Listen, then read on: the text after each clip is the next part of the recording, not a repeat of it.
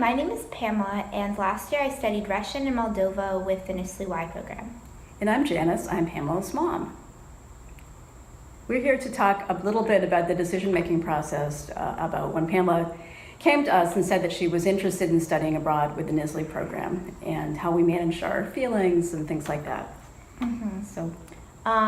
The main struggle that I faced is that I have a chronic illness and that I was going to have to get my medicine in Moldova somehow, and it is a medicine that's not offered in Moldova, they don't sell there. And I was very pleased with the help that I got from the NSLI administration, and my mom did a lot of coordinating with them, and I think we both agree that they were very responsive and they really wanted to make it work. They want everyone to be able to participate, regardless of background, regardless of health, because it really is a program for everyone. Yeah, and I joke with the friends that it took a village to get Pamela to Moldova, and the NSLI staff was a huge part of that village in helping us make it possible for Pamela to go and get her treatment while she was abroad. And in Moldova, and it's not like, one thing that really impressed me was I thought that it was going to be like we would have an orientation before, and then we're in Moldova and they send us off and they kind of they let us free, but it wasn't like that at all. The NSLI-Y administration does a really good job organizing, keeping a dialogue between the people in the countries and the people back in Washington. There's an ongoing dialogue, and so I was in constant contact with my mom, who was in contact with the director, with the resident director, who was in contact with NSLI-Y administrators in Washington. Yeah, so that was when Pamela was interested in studying abroad. We did have lots of questions, as any family would, and we did our research and we found the things that made us feel confident was the relationship with the U.S. State Department between the program, the fact that there was a resident director on site and also a program director in Washington, D.C. we could be in contact with, the fact that there were very closely vetted, well-vetted host families and experienced host families, and some really good common sense rules about to help keep the students safe. The rules definitely are not there to take any fun away from the experience. They are there to keep everyone safe, and I think pretty much everyone on the program agreed that the rules were very fair. I was incredibly impressed with the level of organization that the program has. But I think I always tell people that I experienced more culture shock coming back to the U.S. than I did going to Moldova. Culture shock really was not a struggle for me because of the way NSLI-Y addressed it. They sent us a lot of readings prior to our departure to Moldova. We had an orientation where we talked about the problems that we'd face. So I felt very well prepared. And for us, there were very detailed packing lists and instructions, and there was a webinar where we got to talk with other parents and with the program director in DC.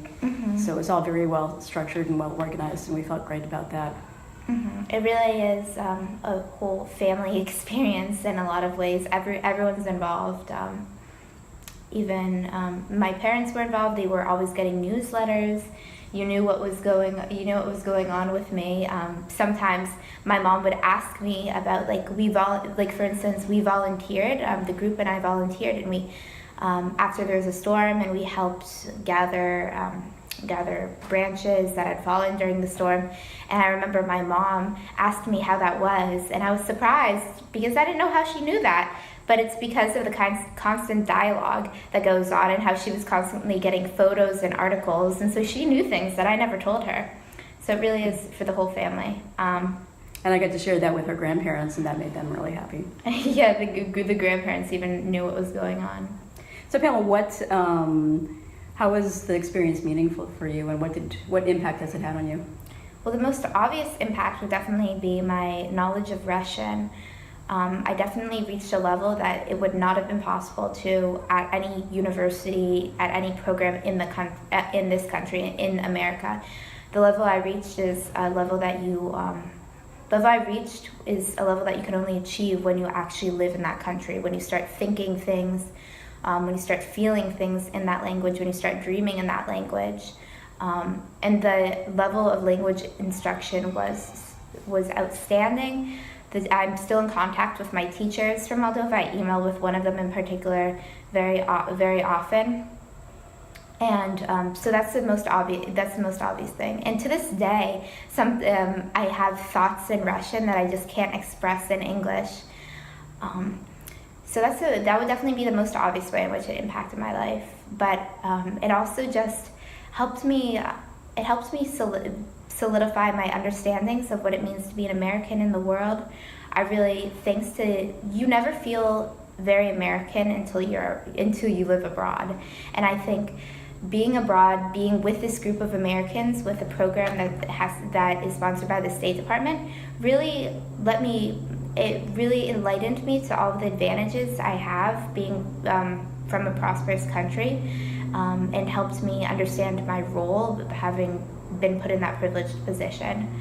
And then also I learned so much about a culture that very few people know about. I think something people don't know very much is that the NSLI-Y experience is not just about language, but it's really about culture. We went on excursions all over the country. We went to museums. And so people don't know very much about Moldova, so I feel kind of like a specialist having spent so much time there. What about you? Having me gone, in what ways did it impact you? Well, it was almost like you took a gap year, and it was almost as if we sent you off to college. So we got a kind of a jump on the college experience, I think, in some ways.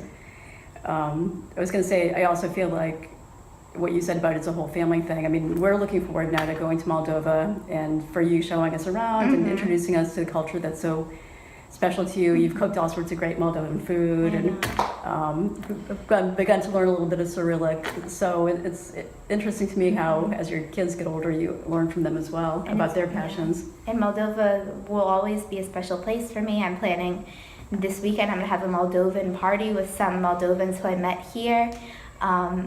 There's a Moldovan restaurant that we go to and we enjoy, so it's always going to be special for me.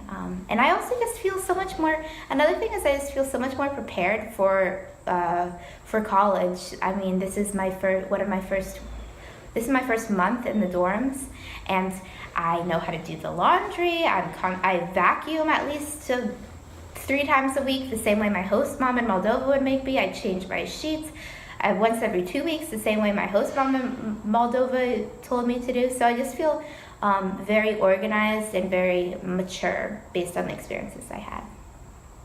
Great. So just a little bit of advice, I guess, for people who are considering whether or not they should apply or they should go. I guess one thing is do your research about both the program and the country. To tell the truth, when Pamela got offered her placement, we had no idea where Moldova was. We had to get a map out and look and find out where it was. So, figure out which country your child might be placed in, and then do a little bit of research, I think. And also, talk to people. You'll be surprised. The more people I talked to, the more people I knew who had some connection to Moldova, and so that helped to make me feel more comfortable too with you going there. And then you realize that it's really not as this remote, far-off place, because luckily now we have planes, we have Skype, we have so many things that really make it so the whole world now is very interconnected. So you'll find those connections and anywhere. Yeah, it turns out someone we know, actually he and his wife moved to Moldova, so it was great for me to email him and get information from him and about what his experience has been. And I guess what I would, for me, another piece of advice I would give is make sure that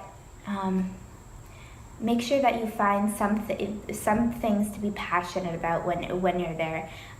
Make sure to find a way to make the experience your own, because the memories you have are really the things you look back on are going to be those moments when when you weren't necessarily in a formal setting, but when you were doing something with the people you care about that makes you happy. So I found that in the way of my Moldovan friends, they would show me Moldova from a native perspective. I found it in my cooking and my Moldovan cooking. So just make the experience your own. And I guess the last thing is just reach out to the NSLI staff, reach out to alums of the program, and see if you can talk to parents. The more information, the better, I think. And there's plenty of information out there. Yeah, there is. So so we are really grateful that you were able to have this experience. And good luck, everyone. I'm jealous because I would give anything to be able to do my year in Moldova all over again. So consider yourselves lucky that you have it a whole year ahead of you, or a whole summer. Okay, bye.